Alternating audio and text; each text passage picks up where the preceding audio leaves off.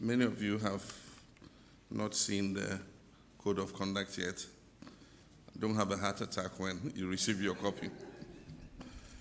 Ministers of State, Deputy Ministers, members of the Council of State, presidential staffers, head of agencies, distinguished guests, ladies and gentlemen. In my 120-day social contract with the people of Ghana, I pledged to restore discipline, integrity, and accountability into our governance. Today, we're taking an important step towards fulfilling that promise with the official launch of the Code of Conduct for political appointees. This code represents a bold declaration of the standards we must uphold as servants of the public. It reflects our commitment to build a government that is ethical, responsive, and worthy of the people's trust. Let me be clear. This document is not a ceremonial one. It is a living and enforceable framework that outlines what is expected of every individual appointed under this administration. Though the document often uses the term minister, it applies broadly to deputy ministers as well, to presidential staffers, to chief executive officers and their deputies, to members of the Council of State, to board members, and other political appointees within the executive arm of government. And I include myself. It applies to my vice president, myself, the president, the chief of staff, the executive secretary, all advisors. All of us are bound by this code of conduct. This is a government of shared responsibility, and there will be no sacred cows. Why do we need a code of conduct? Because we must build a new political culture, one that is rooted in transparency, humility, and ethical leadership. Ghanaians deserve leaders who serve with honor and put the public interest ahead of their personal gain. This code is designed to guide our actions and decision-making and to make clear the consequences that will happen when we fall short. Now let me highlight a few key principles and provisions of the code. All political appointees must serve the public with integrity and impartiality, must place the national interest above their personal interest, must avoid misuse of office or state resources, must declare and manage any potential conflict of interest, must eschew opulence, be accountable for every cedi or public money you spend, and be humble in service, measured in language, and respectful to citizens at all times. You are not in office to wield power. You are here to serve the people of Ghana. The second is conflict of interest. Any situation that creates a conflict between your personal interest and your official duties must be avoided or disclosed. This includes holding stakes in companies that deal with government or with your ministries, using insider knowledge for your personal benefit, awarding contracts to entities that are connected to yourself or your close family. If you're a dormant partner in any business engaging with the government, even outside your ministry, you must disclose it in writing to this office. Not through a telephone call, not through a relative. You must submit an official declaration. Failure to do so will result in disciplinary action. Number 3, interest of friends and family. Public perception matters. You must avoid making decisions that benefit your relatives or your close friends.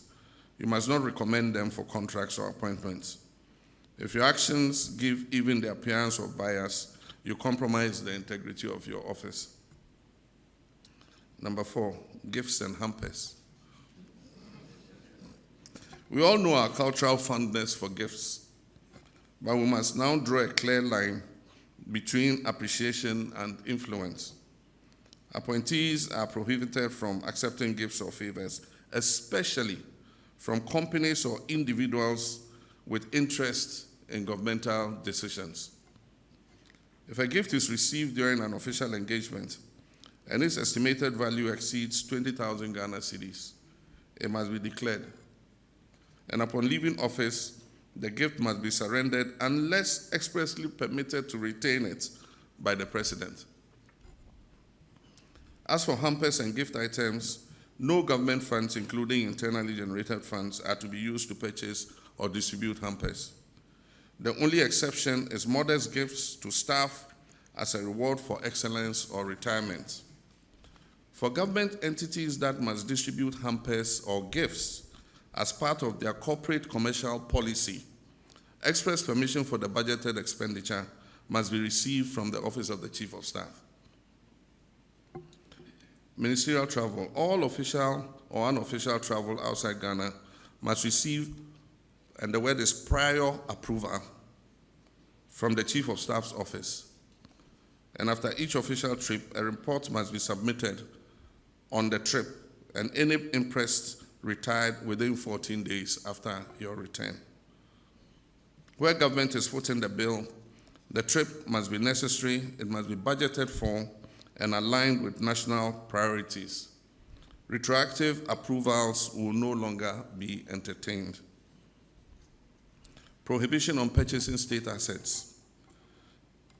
No political appointee under this administration is permitted to purchase state assets, whether land, vehicles, shares, or buildings, directly or indirectly. If you attempt to do so and you are found out, your appointment will be terminated. We are here to protect the national interest, not to help ourselves to the national purse. Sanctions for violation.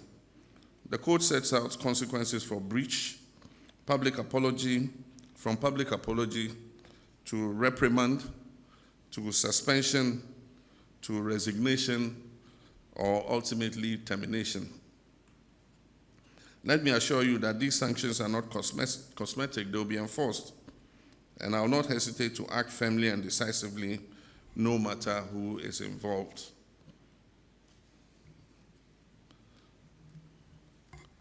Kindly do not put me in a position where I have to make that drastic choice, because when it comes to protecting the integrity of this government, I will not compromise. Citizen engagement and reporting. Accountability does not end at the walls of this room and in just one code of conduct. I invite the citizens of Ghana to play a role in monitoring compliance of this code. A portal will be created for the public to report suspected breaches with guarantees of confidentiality and impartial investigation. Ladies and gentlemen, what we launched today is more than a code. It is a declaration of intent. It is the foundation of a new ethos in public service, one that values ethics over expediency, duty over indulgence, country over self. We're here to serve and will serve with honor. On the 18th February 2025, I set a deadline of 31st March 2025 for all appointees who are taking office or being nominated at the time to declare their assets. An update provided by the Auditor General to my office indicates that some of you failed to meet that deadline.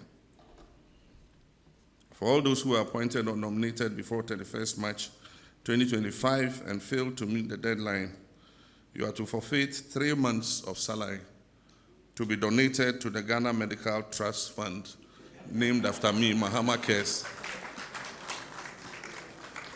In addition to 1 month's salary that I've asked all appointees to donate to the Mahama Cares Trust Fund. So it means that those who omitted to declare assets by the date, you are paying 4 months' salary to Mahama Cares. However, if by close of day Wednesday, 7th May 2025, any of you still fails to declare your assets, count yourself automatically dismissed. The assets declaration regime is an important mechanism to check corruption and abuse of office, and it must be respected by all. My brothers and sisters, this is a very strict code, I must admit. But if we abide by this code, it will restore the faith of our people in our democracy. Strict compliance with this code will restore confidence in the political elite and help to consolidate our democracy. And so I expect all of you to do your best to abide by the code. Let us walk this path together with discipline, with humility, and with an unyielding commitment to the people of Ghana. Go ye forth and comply. I thank you, and may God bless us all.